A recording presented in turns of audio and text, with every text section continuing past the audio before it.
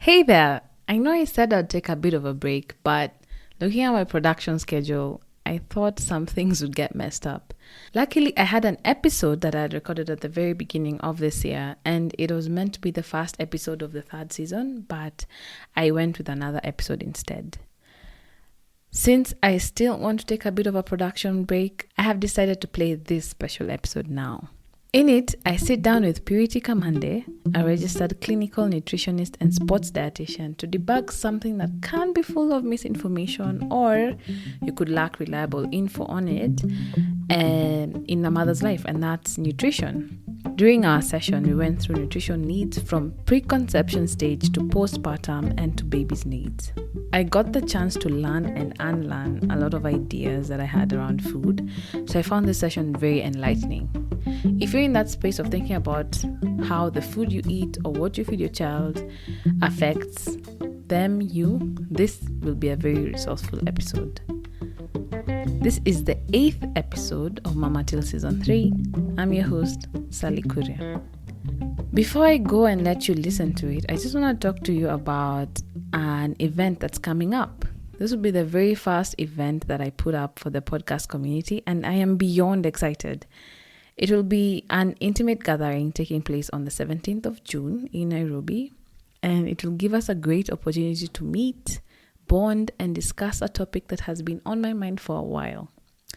In the last episode, I asked my mother what regrets she had about her parenting journey, and she shared quite a few, which left me wondering what regrets or mistakes I will make in my own motherhood journey. It's not something that's easy to think about because it's built on the notion that you will fail at something, but it would be very naive to think that I will be a perfect mom and my kids will grow up without a single complaint. So that's what we will talk about. I hope you can make it, since I would love this to be a very intimate gathering to allow us to really connect. Slots will be limited. So you don't miss out, please follow me on Instagram at Mama Till's Podcast to get more details about the event and how you can take part in it. I would really appreciate your support through this event. My biggest fear is that no one will come, but at the very least I know that I'll be there and my husband will be there too to help me out with things that I will need. So at the very least will be two. Anyway, please come and support the podcast. It would be very great to see you. All right, I hope you enjoyed this episode and I will catch you on the next one. Bye. Hello and welcome to another episode of the Mama Till's Podcast. I'm your host, Sally Kuria. I'm very excited to kick off season 3 with this conversation. I have a very special guest with me in studio, but I'll let her introduce herself. But I think the topic of this episode is something that's very key to a lot of our journeys, and it might be something we overlook, but I do know it gives some of us sleepless nights. At least it has given me some sleepless nights. And it's all about nutrition. And we're talking about nutrition for baby. We're talking about nutrition for you. And hopefully by the end of this episode, we'll find a very holistic way of approaching this. So I will let our guest today introduce herself. Okay. My name is Purity Kamande. I'm a nutritionist by profession, both a clinical and sports nutritionist. Yeah. So question, why do you do what you do? Why do I do what I do? Basically, it started out as a passion to basically impact on people more knowledge about food, because we have all these constructions about what food is, what food does. Yeah. So basically it's to demystify a lot of myths that are out there about foods within various age groups. Yeah. So basically that. Okay. I like the fact that you've brought up myths, because one thing that I learned I stumbled upon through my motherhood journey is that we have very different conceptions of what good food is. And I didn't know about that until I was pregnant, right? I felt like I was living under a rock for a very long time because I had a very limited understanding to what good food is. And I'll start with that question, right? What do you think, top of your head, what would you describe as good food for the body?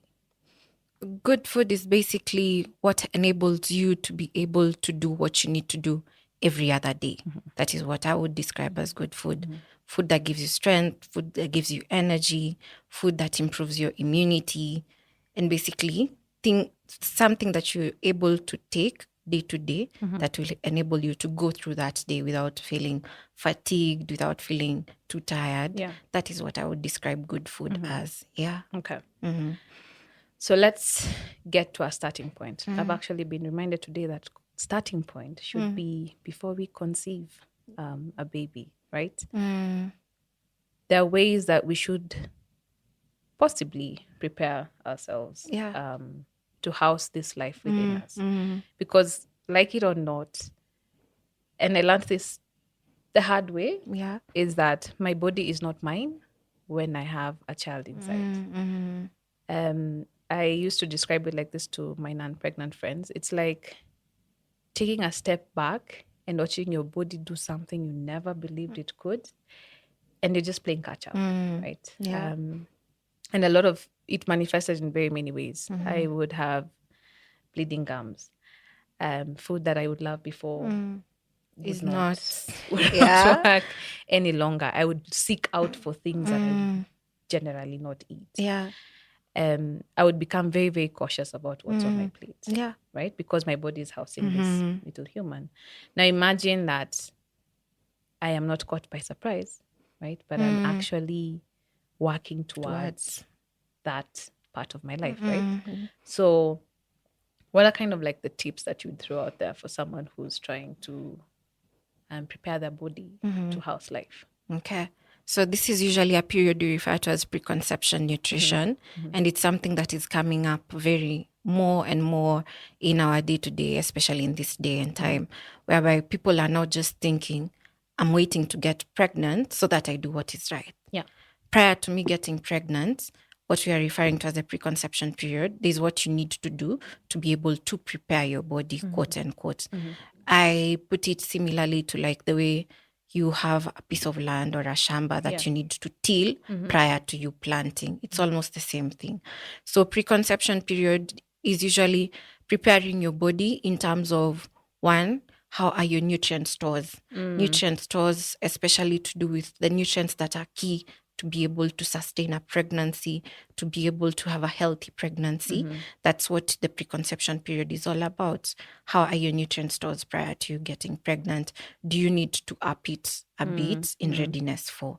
Because there are nutrients that support pregnancy. If they're low, then there'll be an issue or a risk to that pregnancy. Also, another thing during preconception pregnancy that we look at is how is your weight prior to you getting pregnant. Okay. So that plays a role? Yeah, that plays a big role. If you find yourself, you are on the either side of the scale. If you're underweight before pregnancy, that could be an issue. So there's a certain weight we usually need to say, you need to get to this weight so that you can have no issues or very minimal issues during your pregnancy. If you're overweight or obese, then you need to come to a safer weight for you to be able to get pregnant, because it's been found that overweight and obesity can hinder you from getting pregnant. So do we need to lose, how many kgs do we need to lose for you to be able to get pregnant? So there's that as well. Weight during preconception period plays a big role as well. And also hormonal profile during preconception is another thing. Here is where now the nutritionist and the obs gynecologist work hand in hand to be able to see, is it something that we need to control through diet, or is it something that we need to control through medication? Yeah. So hormones can be controlled via diet? Yes, they can. That's something I didn't. Yeah, that's something that I know a lot of people think hormones, especially with the women or with the females, has a lot to do with contraceptives, pills, and all that. But diet plays a very key role when it comes to hormonal control. Interesting. Let's think about it as an example, right? Yeah. What should I probably avoid if I'm trying to conceive? What should be avoided during preconception? Try to avoid very highly processed foods. Yeah. Okay. Very highly processed foods restrict or very minimal intake of it. Also, a lot of alcohol during preconception should be avoided. Caffeine during preconception, very minimal amounts. Or if you can do away with it completely, that's still okay. And also foods that have certain trace elements that are not healthy for the body, like foods that have a risk of being high in mercury, foods that have a risk of being high in certain anti-nutrient compounds, they could pose a risk during the preconception period. And does this apply to my partner as well? Yes, it does. It does. Yeah, because conception is a two people thing. Yeah? So as much as you, the lady or the female, is the one who will carry the pregnancy, your partner still has a role to play in it, because we need the healthy sperm, and healthy sperm, in addition to their health status, nutrition status still has a role to play in that healthy sperm as well. Okay. All right. Let's move forward a little bit. Here I am. I'm pregnant, right? One of the most common thing that happens is that a lot of pregnant women cannot keep food down.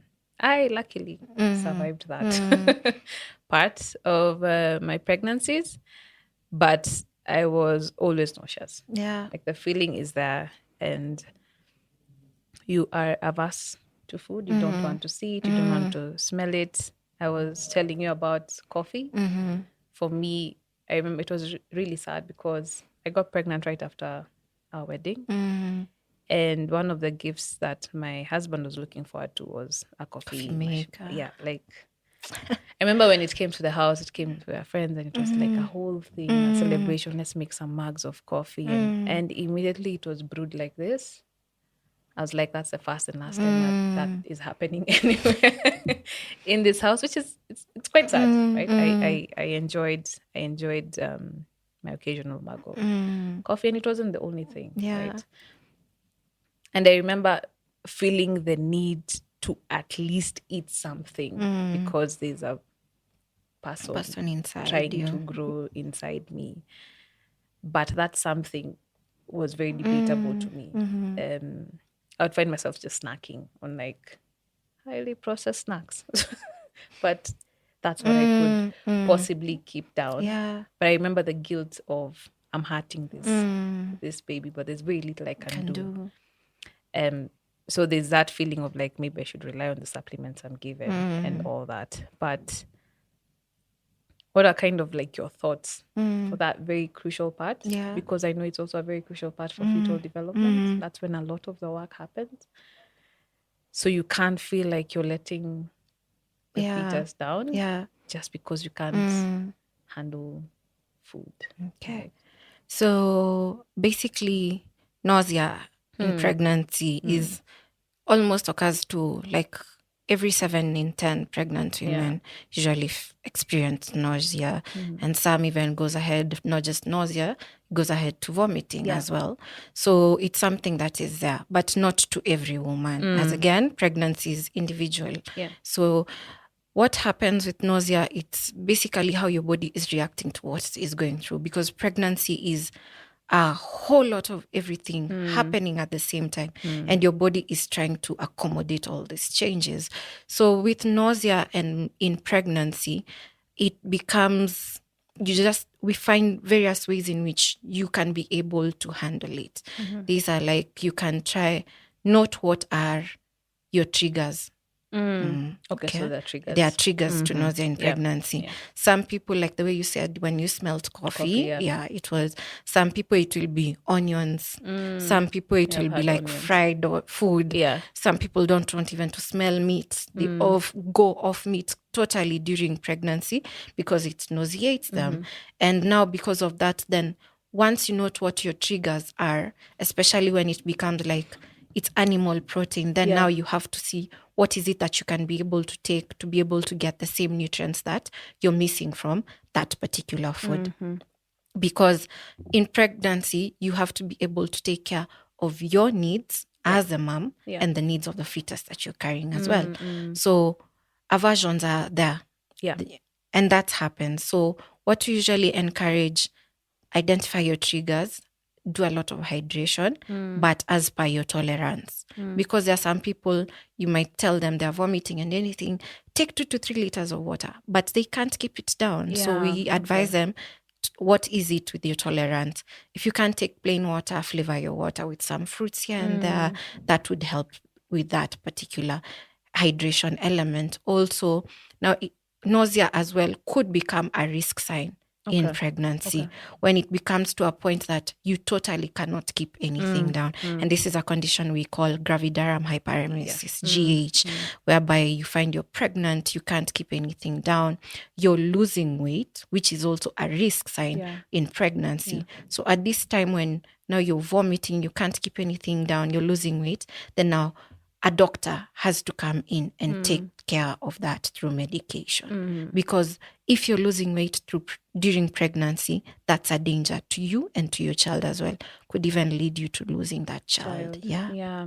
Actually heard about that condition from the first ever mom who came on the podcast. She shared her journey with that and being bedridden for a very long time and possibly only able to eat towards the end of the second trimester, I think. If anyone wants to listen to that episode, I believe it's in season 1, episode 3. I think that is what it is. And I think it highlights just how bad it can get. And it helps me be a little bit thankful for, many times we beat ourselves up a lot as moms. Just like, you're the worst person ever when you can't handle some of these things. But when you know a lot of it is normal and it is expected, it kind of it calms your spirit down. It calms you a little bit down. So there's a myth I've had that the things that you crave for when you're pregnant is as a result of your body asking for some type of nutrient. Is that true? Are you able to comment on that? Okay. Cravings during pregnancy is a normal thing. And most of the time is your body. Most of the time, cravings come in when you find that your body is asking for something. But mostly you'll find that we crave a lot of high fatty foods, high sugary foods. Because during cravings come as a result of a certain hormone being released by the brain. That hormone asks your body to get those high fatty foods. Because rarely will you hear someone saying they're craving ndoma. It's usually, I'm craving ice cream, I'm craving fried chicken, you see? And it's all back in the mind. So cravings are normal during pregnancy. But what we tell the moms is eat what you're craving, but moderate it. Don't sit with a whole tub of ice cream. And then later you're asking yourself, now what did I do? If you can have like 2 scoops or 3 scoops, that's fine. It's no harm. But now the moment when it starts becoming constantly, then will most likely be a nutrient that your body is missing. So you'll find like some mothers crave udongo, the stones. I've heard about or they'll start eating non-food items. And now that's a condition we refer to as PICA, PICA, where now you're craving non-food items and you're constantly eating them. PICA is usually a sign of a nutrient deficiency in the body. So when you find yourself eating rocks, you're leaking soil, question, what is my body missing? Because it's not normal. As humans, we don't eat rocks. But I remember growing up seeing them being sold on the market, and it was one of my fears. Honestly, when I got pregnant, I was like, shall I not get to a point where I'm looking for stones? Sweet, but I had very weird cravings. Mine were fruits. But I remember my first child was tangerines, and so the thing is, I can't moderate fruits because they're a joy. So I would sit down and eat at least 6 tangerines in a sitting, and I'd eat them 4 to 5 times in a day. But that's a good craving. I would hope so. I would just be like, and my daughter does. I don't know if it's true, but your child tends to have a liking to what you craved.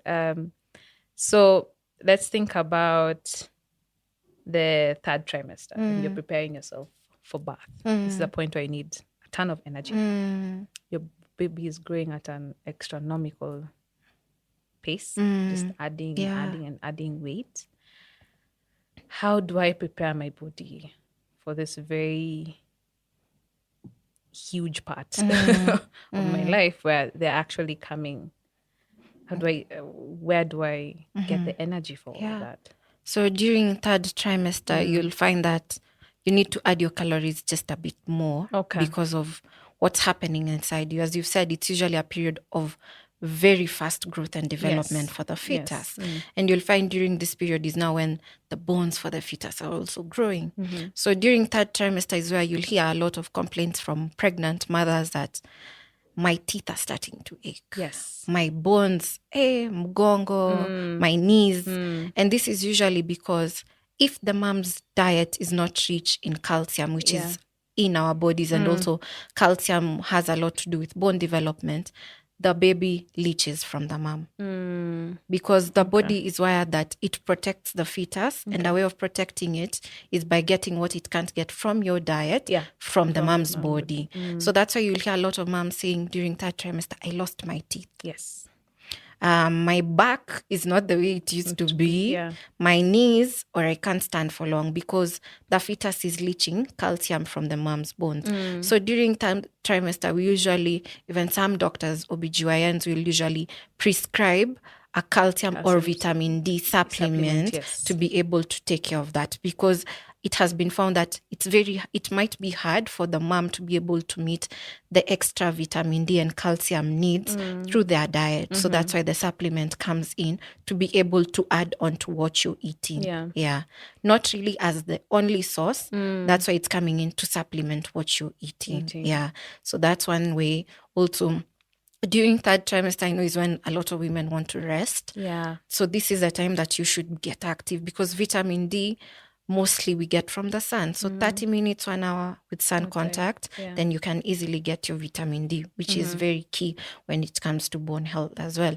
And also during the third trimester, your iron levels, which you had hopefully started building during trimester 1, is something you should also be adding on to during the third trimester, because during birth, there is a lot of loss of blood. And with loss of blood, then iron levels in the body go down.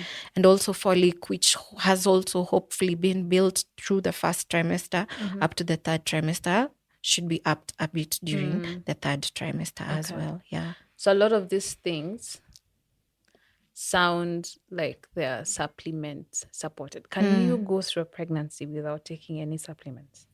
It is not recommended. Because even WHO has a recommendation that as soon as you know you're pregnant, you should start taking the iron and folic acid supplement, what we commonly refer to as IFAS. Yeah, because the pregnancy has a lot of demands on the body, especially when it comes to iron and folic acid, because iron supports pregnancy and folic acid also supports pregnancy and also neural tube development for the fetus. So if you're not able, because as females, already our iron is already in so much high demand during menstruation. So here comes in another thing that has higher demands than menstruation, which your body might not be able to meet, which your diet might not be able to meet. That's why the iron and folic supplements come in. So it is advised that every pregnant woman of any age, regardless, either whatever age you're in, you have to take IFAS throughout the course of your pregnancy. And even now, recently, it's being told even to the fourth trimester that you should continue on IFAS as well. And now the calcium and vitamin D supplements during the third trimester. Eating for two. Thing or not a thing?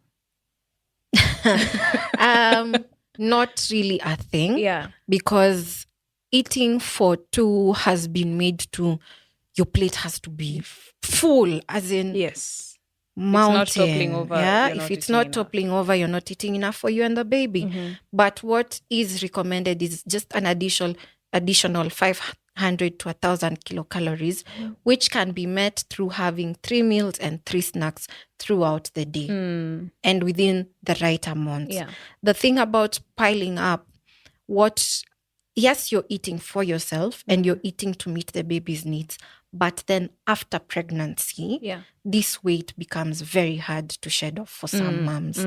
So try and keep within what is the healthy range. Okay. Because during pregnancy, we don't check on BMI. We just want to check, are you adding weight within the healthy range? Okay. If you're adding weight beyond the healthy range, then there might be some issues that may come along as a result of that. And what is the healthy range? What are these numbers we're looking at? It differs from person to person, Okay. but let me use like someone who is within the normal BMI range when they're getting pregnant. So we usually advocate for at least 1.5 to 2 kgs a month. Weight gain during the first and second trimester. During the third trimester, it could change a bit because of the extra needs that are coming on. Yeah. All right.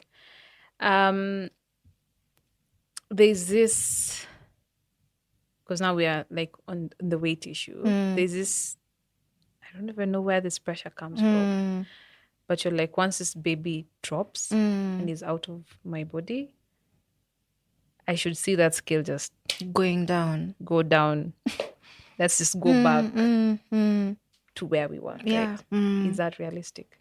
Not necessarily. Okay. And it could also pose a danger to the mom because it's been found that a third of the weight that you gain during pregnancy compounded until the end, a third of it is what your baby will weigh. Yeah. So the others now has to do with the water that comes in during pregnancy, the placenta, etc., etc. So this pressure of wanting to quote unquote snap back is a very dangerous mentality because you'll find now after you've given birth, you want to go through all these shortcuts to meet your pre-pregnancy weight, which could be dangerous for you and dangerous to the baby because some of the methods that women quote unquote use to snap back depress your breast milk. Because now your body is undergoing stress. When your body is undergoing stress, it's not able to produce enough breast milk to feed the baby. So the mentality of snapping back you're not a rubber band. That's what I tell my clients. You're not a rubber band that you are stretched, then someone releases it and you'll immediately go. Be graceful upon yourself. Give yourself time. Be patient. So even by the time you're now coming that you now want to maybe lose weight, then there's a threshold that you need to meet prior to you starting engaging in that. Yeah. And what is this threshold? After birth, we usually ask that during the first 6 weeks, like if you delivered through vaginal birth, you can almost start working out and working out safely after 6 weeks. But if you gave birth through cesarean section, you have to be, your doctor has to confirm that it is safe for you because, cesarean section is very traumatic to the body. Yes. It is a major surgery. So you just can't wake up one day, you have undergone a CS, a week later we are seeing you lifting weights. It won't make sense, you know? So your doctor has to say it's safe for you. Even for the moms who give birth through vaginal delivery, we ask them if they had any other issues to get clearance from their doctor that it is now safe to work out. And you just don't go from 0 to 100. Start slightly, then slowly as you go along. Yeah. I think a lot of this it's a mental game because you've given so much of yourself for this child and now they're born, you're thinking, I have me back. I remember one of the things that humbled me a lot after I gave birth to my daughter. I gave birth via cesarean section. Is that my first shopping trip. I was very happy pushing the cart, just moving on like usual. I fill it up, pay, go to the cart to pack things up, and I'd bought 20 liters of water. And here's a cart and here's a boot. Like, it's such a small thing. Just lift it and put it in the boot. It's really quick. I remember just as I lifted that thing, immediately I was just like, this is a bad idea. I think it must have maybe 6 weeks after. This is a bad idea. But I had to follow through. I put it in, got in the car, called my husband, and I was like, we might need to go to the doctor because I feel like I've pulled something that I shouldn't have. And thankfully I hadn't, but it was a reality check of like, I know you want to get yourself back, but you need to just relax a little bit. And same goes with weight and stuff like that. It's a really hard concept. It's very easy to talk about, like, just give yourself some grace. There's no point of, snapping back and all that. But the reality of it is like, you're looking around, you're like, they're there, I'm by myself right now. Social media, like, women just look great. Celebrities are snapping back. What's wrong with my body? You know what I mean? So mentally, it does a thing on you. It just messes it up a little bit. And that goes with the point of like, your body is still this vessel for somebody else.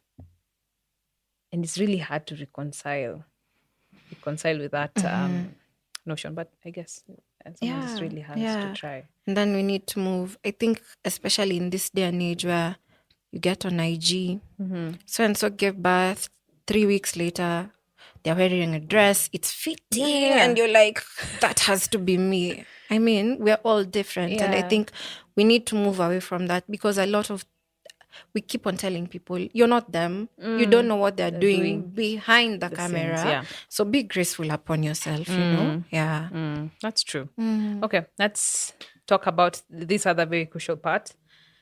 Breast milk and postpartum diet needs. Because that's a very, very big part of motherhood, right? And your diet. So there's the traditional stuff that we're told that this is exactly what you need for breast milk. Yeah. And if you don't do that, you might as well be trying to murder your child at this exact point, right? And that gives, I don't remember how many times I've been in many mother groups, and that's a very consistent question. Like, how do I increase my breast milk? What should I eat? It's just, it's a very constant thing. So maybe you can share your thoughts about that. Okay. So postpartum has to do a lot with you as a mom yourself recovering. Okay. So recovery during postpartum, we ask that the mom eats a lot of protein. Okay. Because you've undergone a very big deal giving birth. So you need a lot of protein to be able to recover from that process of birthing. You also need a lot of fruits and veggies, which also help with the iron element, because during birth, as I said, you lost a lot of blood. So you need a lot of iron-rich foods to help you recover as well. A lot of whole foods and fruits and veggies, because something that most postpartum moms go through is constipation. And they might think, what's my body doing? It's something that happens, but you're able to see if you can eat your whole grains, eat your fruits and veggies, it could be easier for you to be able to pass stool than feeling constipated. Because when you're feeling constipated, it's a very uncomfortable feeling. Yes. You can't be able to hold your baby right. You want to sit in a certain position. It's painful to breastfeed, and it does a thing on you. So your fruits, your veggies, your whole grains, and a lot of hydration. Be it water, be it the tea, be it the chocolate, be it the porridge, as long as you're hydrating from time to time. And we usually say by the time you're feeling thirsty, you're already heading to dehydration. So have your water bottle near you or your glass of water so that you're able to keep hydrated throughout. So that has to do with recovery. When it comes to production of breast milk, I know we have all these myths that come along that, I'm from this community. Yeah. There are these foods that are associated with giving the mom more milk. And it's usually more of a myth and a cultural practice. Okay. Like, I know, like, some communities associate njahe with a lot of milk for the mom. So you'll find this mom is eating njahe morning, lunchtime, evening. Morning, lunchtime, evening. Yeah. Njahe happens to fall in a group of legumes which are very gassy foods. So you'll find that this mom, at some point, she'll start feeling very gassy, very uncomfortable. So I'm not saying njahi is bad, but eat it in moderation. It's not what you need every other day, because also your body needs a lot of variety to be able to get all the other nutrients from these other foods as well. So breastfeeding has to do with, are you eating enough? Okay. Are you hydrating enough? And you'll find that if you're able to eat enough, your 3 meals, your 3 snacks, as per what you can tolerate, and hydrating, constantly hydrating, especially warm liquids usually help a lot with production of breast milk. Yeah. So when you're talking about eating a lot, I assume it means the same thing as not overeating. You know what I mean? Because there's a tendency of eating way too much food because you assume that all this extra food is just gonna make me as filled up as a cow. You know what I mean? Yeah. What do you think are so one of the things that at least people struggle with that first trimester with a baby is colic, right? And you're told, well, there's a saying here that what you eat is what is causing this child to have colic. Is there any basis to that, do you think? Or are there things that we should be thinking about when you're thinking about like what you're transferring to your child? Yeah, a lot. That's why we ask people, you have to be very careful about what you're eating, especially during breastfeeding, because some of these foods are passed on through breast milk. Okay. That's why we ask that you avoid things like alcohol during breastfeeding, because alcohol is one of the things that are passed on through breast milk. Another thing is fish that tends to be high in mercury, things like tuna, shark, swordfish, which are risky. If you can, avoid them. Also, another thing is foods that are gassy. If you can put them to a minimum, because they could make your baby gassy. And that's what the complaint comes in during colic as well. Even things like caffeine. Caffeine is also passed through breast milk as well. So that's why you'll find moms are asked during breastfeeding to take more of chocolate compared to tea and coffee, because chocolate does not have a lot of caffeine compared to tea and coffee. So yes, you can still take your coffee, but in moderation. Yeah. Okay. So that's what is. And then now a lot of whole grains and fruits, because now those can easily, even when passed from breast milk, they ease up how your baby is able to pass stool and all that. Yeah. Sometimes I think it's a lot of pressure that anything I put in my mouth adversely affects the child. Yeah. And I was telling you about how I didn't realize just how much anxiety I'd carried from my fourth trimester with my daughter until the second time round, because I was very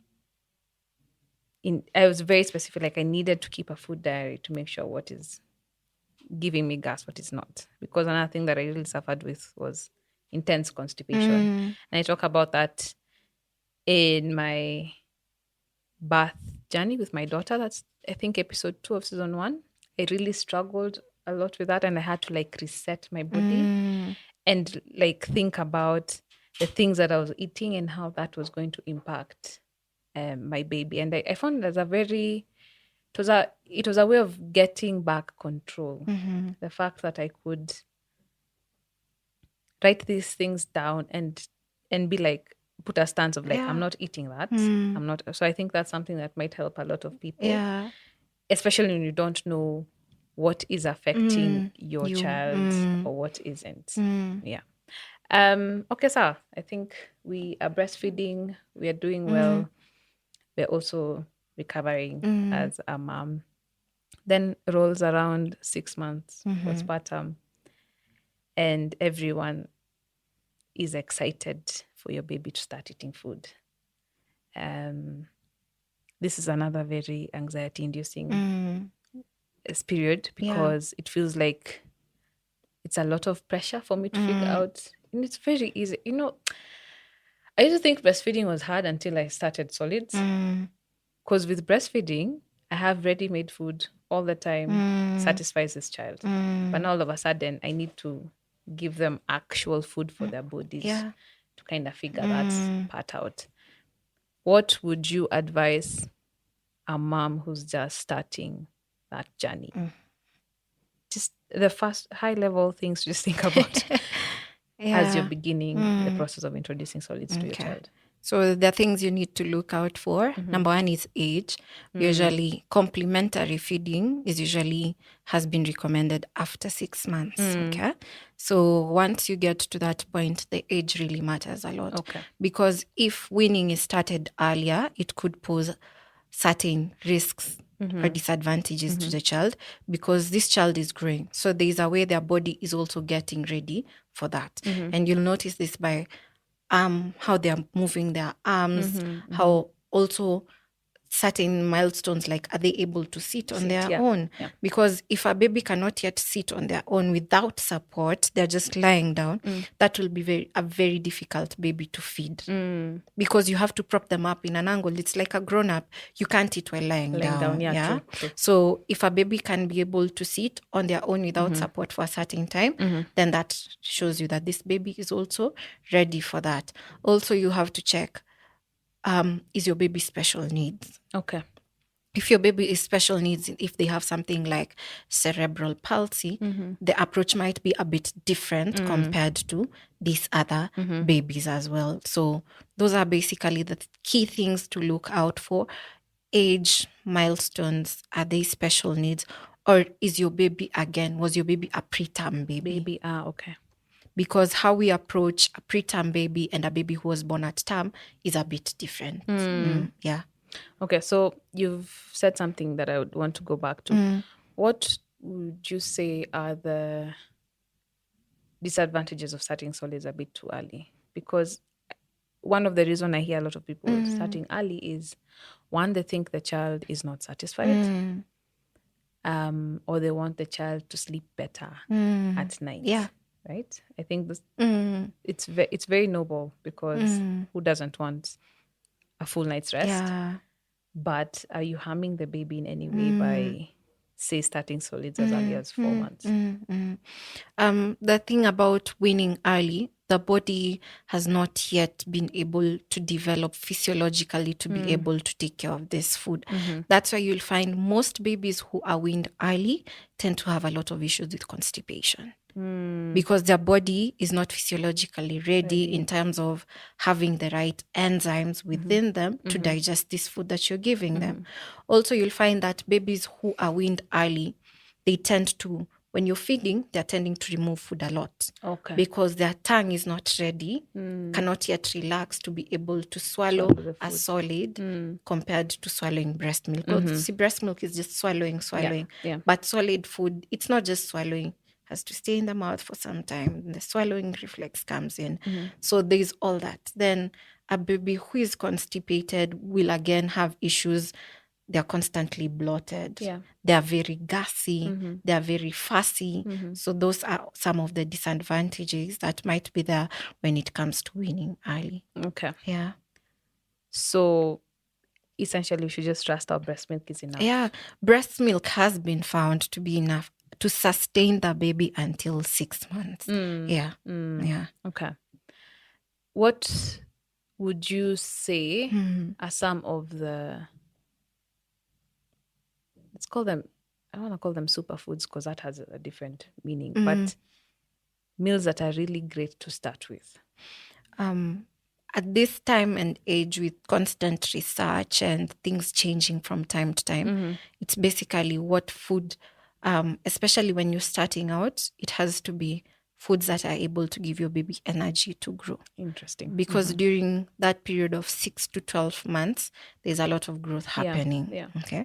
So it has to be foods that are giving your baby the energy to grow. During this period as well is when they're trying to get their footing, they're trying to hold on to stuff, they're trying to go on their knees, all fours, want to walk around, is when they're throwing their arms up. So as much as there's that happening, their growth has to be taken care of. Yeah. So you have to look into energy-rich foods, protein-rich foods as well, because of the growth of the muscles, the immunity as well. Protein has a lot to play in it. Fruits and veggies as well, very important for the baby's immunity, to help with the baby's bowel movements, to just help this baby be a healthy baby. So there's not really, quote unquote, a superfood. Okay. All nutrients and food groups are important for these babies. Okay. So you should not be afraid of protein. No. I know previously we were being told delay, but right now it has been found it is safe to introduce like the yolk of an egg at 6-7 months that you can introduce. The protein that is still being told to hold on a bit until after 1 year is a cow's milk protein, because cow's milk protein is very heavy, quote unquote, for the baby to be able to digest. So they're not able to digest cow's milk protein totally until the end. And also you'll find that cow's milk tends to have a lot of sodium that could be a bit heavy for the baby's kidneys to be able to remove. Okay. Yeah. It's very funny that you've mentioned egg yolk, because I went protein fast with my, let's talk about my daughter first time around. I remember going to the clinic and saying that I'm giving her egg yolk, and the nurses even stopped writing what they're like, and she's tolerating it. I remember in my mind thinking, I feel like it should be fine too. But it's still that notion of like, a lot of these things we should hold back on, and many times it makes us stop giving kids some stuff like flavor.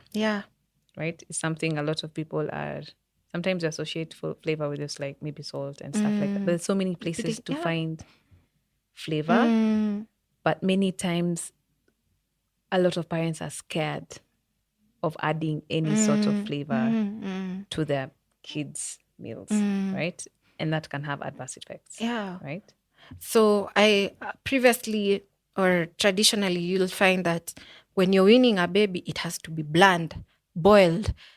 Yani, it just mashed, Yeah. But slowly we are moving away from that, whereby a baby's food has to be bland. So as you said, people think flavor has to do with salt. And it's really a misinformed conception. So there are so many places you could find flavor for food for babies during weaning. You could add your butter, you could add your margarine to food. Even nowadays, we are asking parents, because of a group of foods we call the fat-soluble vitamins. There's some vitamins that you take from your fruits and veggies that need fat to be able to be present for them to be taken up by the body. Okay. So if you're missing out, you're just boiling, your baby might not be able to get the full advantage of these vitamins. So frying is good. So just passing that kitungu in some little oil and adding your food is okay, because your baby needs that fat also for energy and also for the fat soluble vitamins to be taken in as well. You could add cinnamon. I know a lot of Kenyans demonize spices a lot. Yes. But cinnamon here in your oats, in that cereal, could make it a bit more flavorful for the baby. Butter and margarine, as I said, even just the kawaida veggies, pili hoho here and there is okay. Yeah. Some dania here and there is okay. Some flavorful veggies here and there is okay. Just to be able to move away from the bland food, because usually we use it, as I even mentioned to you earlier, as a rule of thumb. If you personally, as the mom, cannot enjoy that food, how do you expect your child to enjoy that food? Yes. So let's move away from the notion that babies need to eat bland boiled foods. They also need that flavor, that texture from various foods to be able to enjoy, because this is someone who you're slowly trying to build how they will eat later on. So you need to constantly introduce them to various flavors, various textures as well during this period. One thing, because I've just started weaning my son now, I have noticed that for his veggies, he loves them with just like a dash of lemon. Like I just squeeze on some lemon on, and you wouldn't even think about like squeezing lemon on veggies, but there's a brightness it adds, and he enjoys it, right? And one thing that I also learned through weaning my daughter, so I did baby-led weaning with her, And one thing about baby-led weaning is that it forces you to try a lot of different foods, different textures, different flavor profiles and stuff like that. And I appreciated the fact that before baby turns 1, they can literally eat anything. Yeah. They can legit eat anything. And it's a very fantastic opportunity for you to even try foods you've never eaten before, right? So I'll come to how we introduce foods to our kids, right? I've mentioned the baby-led weaning. So there's baby-led weaning and there's the traditional weaning we have. Maybe you can comment a little bit about those, and if there's one you prefer over the other. Traditional and baby-led weaning, they're practiced differently in that during traditional weaning, you're starting with very finely mashed foods, then you are graduating to pureed foods, then graduating to finger foods, and finally family foods. So that is usually a common practice for a lot of people because they find it's quote unquote hassle-free. Yes. Okay. But with baby-led weaning, you're basically offering finger foods and finely chopped food from day one. Yes. And a lot of people will find that you have to sit with this baby through baby-led weaning and observe them because you have to see how are they eating. Yeah. Are they eating enough? Because you just put it there and now it's for the baby to be able to eat by themselves. So some people find baby-led weaning a bit cumbersome. So that's why most people prefer the traditional weaning. There's no really good and bad way of weaning. Some people, we usually say, as long as the baby is able to get the nutrients they're getting from the food, any type of weaning works. Some people will do the traditional and others will do baby-led. Others will combine the two. It's okay as long as it meets the baby's needs, and as long as even during baby-led weaning, there's no There's no risk of choking, because that's usually a very common concern about mothers about baby-led weaning. Yeah, I am an advocate for baby-led weaning because it worked fantastically for my daughter. But that's a fact. I get what you're saying. It's very cumbersome because I had to be there all the time. With my son, I'm doing a bit of both. Because you see, like a day like today, I can't be at home to see what he's eating and help him out. So somebody else is doing that, and they're doing a traditional, which I learned that it's okay. Like you said, so long as the baby is eating well, is getting their nutritional needs met, it really doesn't matter what way. But I still very heavily inclined towards baby-led weaning. And one resource I would want to point you guys to is I had the pleasure of sitting down with Jenny Best. She is the founder of Solid Starts. And it honestly was a conversation I never thought I would ever have. And she is one of the people who are pioneering baby-led weaning.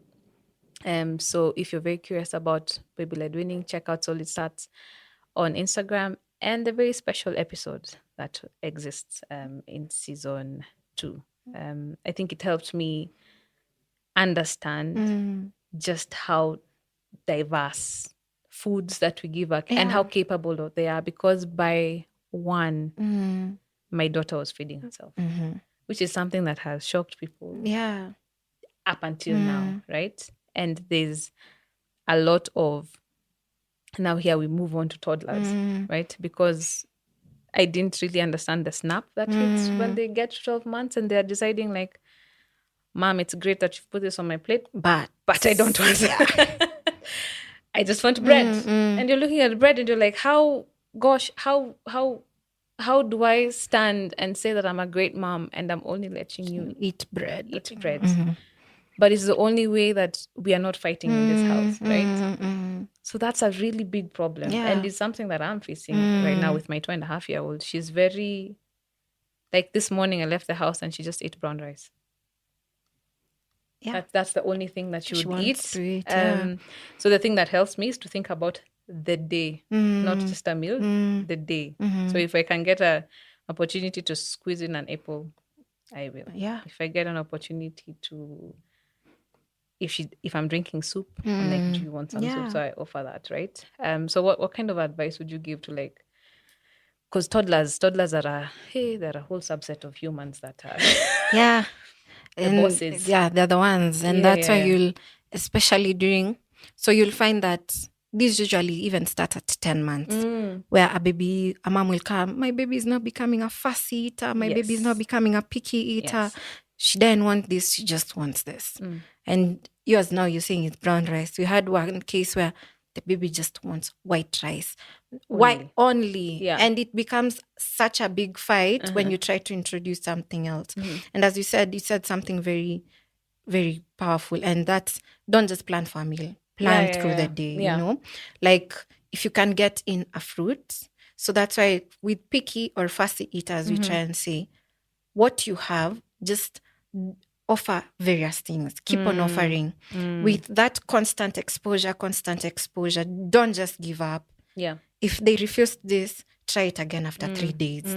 Try it again maybe after a week. Okay. Also, how are you offering it? With babies, especially during that period, they tend to be very attracted to color. So the plate that you're offering it on makes a lot of change to it.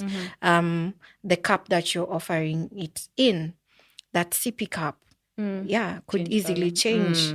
Okay. So the kind of plating, also even how you're just plating it. I know some of us moms, very busy, especially if you're a working mom, it's not in your head how you're plating the food. But to some babies, that changes a lot. Like, how have you shaped their fruits? Have you just cutted and put, have you cut it in strips? Have you, that changes a lot, because finger foods, especially for babies 10 to around 16 months, 18 months, it's when their hand grip is becoming. So they want to be able to pick and put in the mouth. So offer a lot of finger foods. Again, offer a variety of texture. Don't just offer mashed. Yes. Don't just offer pureed. Offer finger food from time to time.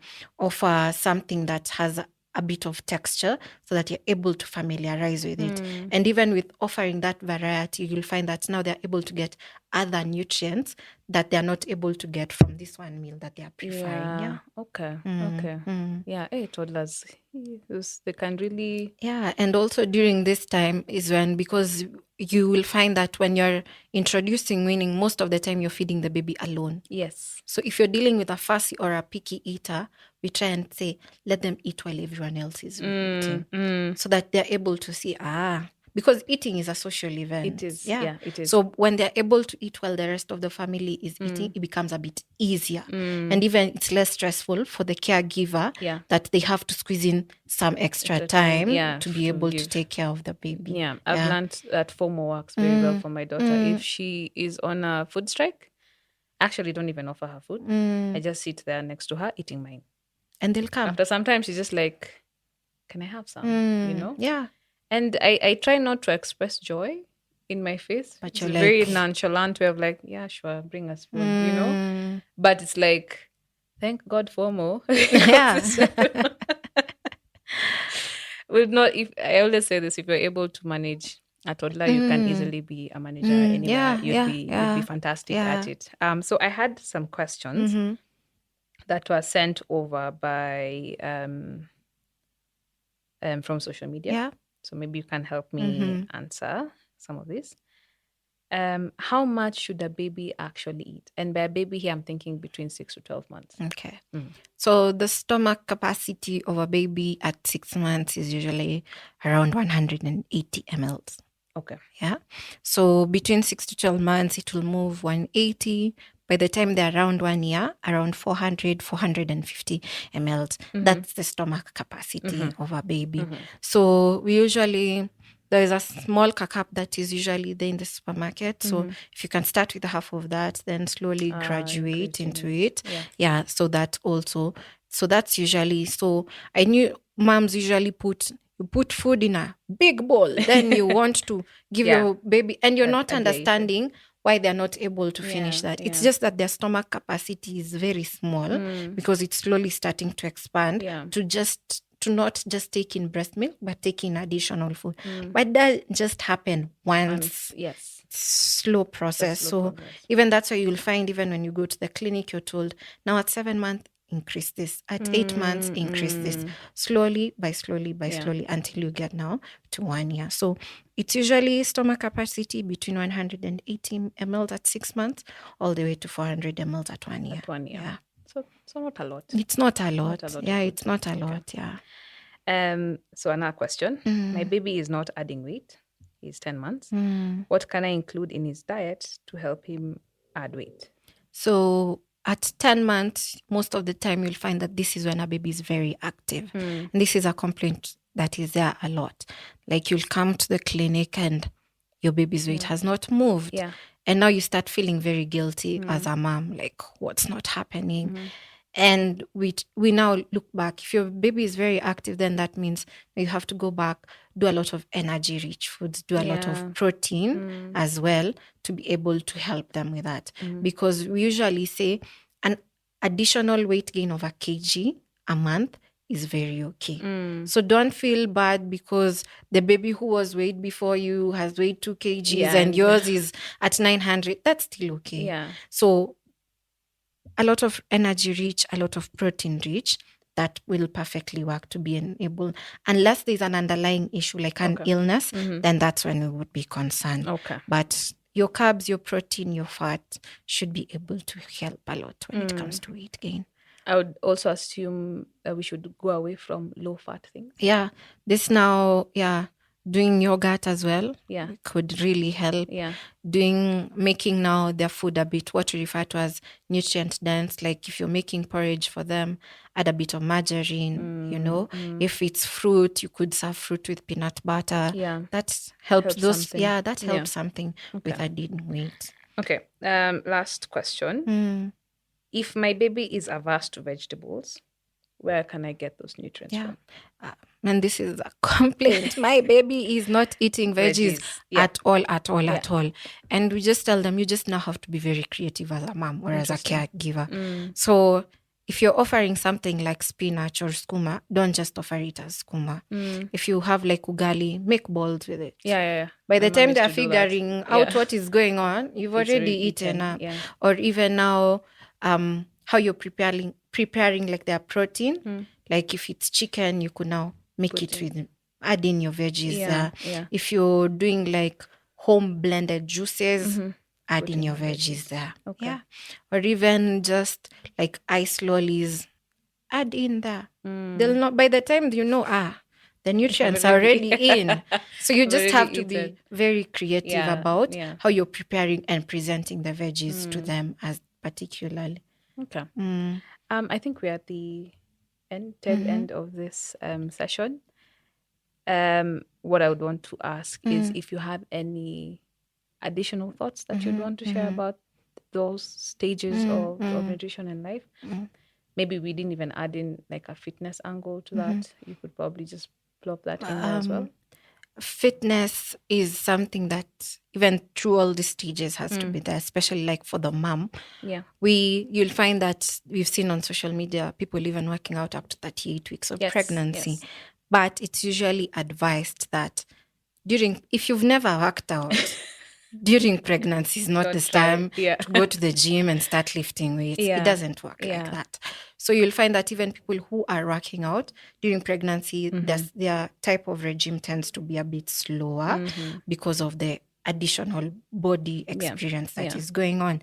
So even after, like what you mentioned, if you have no issues and you've been cleared by your doctor, taking a walk could help. Getting in your 5,000, 7,000 steps could really help a lot. If you are able to do house chores, you're not just, if you are able to, like you can feel it that without pushing yourself too much, moving here, doing a chore here helps because it's that what we refer to as non-exercise activity. And it helps even with burning those extra calories and keeping you in fit shape. So that is okay. And even now, as you slowly want to doing a home workout here and there, doing a dance routine here and there, that's okay. It will still help you even with that extra recovery and you even moving back to the weight that you want to be at. Okay. Yeah. Do you think there's like a realistic timeline of when maybe you can be getting towards a weight that makes sense? It differs from person to person. Yeah, because like in nutrition, fitness is not a one size fit all. So you could find there are people who they'll give birth 2 months, they're already back to their pre-pregnancy weight. There could be a mom who even 2 years postpartum could still be struggling with that weight. So you'll find that even as you try to do this, you could incorporate the help of a fitness professional who understands your needs, okay? Who is not just piling it on you and piling it on you that you have to lose this weight. And again, you have to look at, how are you losing this weight? Is it a way that is safe? Because most of us will want to take shortcuts, and you'll find that shortcuts don't really work. The long-term effect tends to be, fine, you've done this shortcut. After 1 month or even a few weeks of stopping this shortcut, the weight comes back double even. So it has to be something that is sustainable for you and safe for you, that is not putting you at any health risk. Yeah. Thank you so much for your words of wisdom. Maybe you can tell us a little bit about what you do and your company, and just in case anyone who's listening to this would want to reach out to you. So I'm part of a consultancy. It's called Kulazuri Nutrition. We are basically a sustainable nutrition and fitness consultancy, and we offer various programs. So mother, infant, and young child feeding is one of the programs that we offer, where we work with the mom from preconception, pregnancy, breastfeeding, lactation, even up to now, where the baby is now able to eat on their own. So that's one of the services that you offer, in addition to other services that are there. And you could find us on social media, on Instagram at kulazuri_nutrition. So DM us, send us a message, and we'll be able to get back to you with any information or support that you need. If you did not catch that, I will add it in the show notes of this episode and the description box, because now this is going to go on YouTube, which is fantastic. Thank you so much, Purity, for your time, and thank you all for listening or watching. I shall catch you in the next episode. I want to give a special thanks to Summerbox for help in producing this episode.